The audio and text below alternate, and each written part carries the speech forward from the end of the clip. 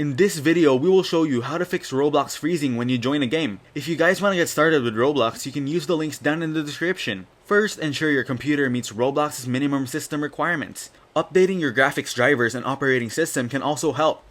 Next, make sure you're using the latest version of Roblox.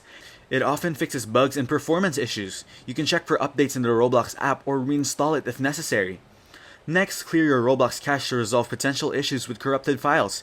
This can be done by deleting the contents of the Roblox cache folder located in %localappdata%/Roblox. A slow or unstable internet connection can cause freezing. Then make sure your connection is stable and consider resetting your router or switching to a wired connection for better performance. Now close any unnecessary programs or applications running in the background that might be consuming system resources. This can help free up memory and processing power for Roblox. So that's how to fix Roblox freezing when you join a game. Make sure to use the links down in the description to get started with Roblox.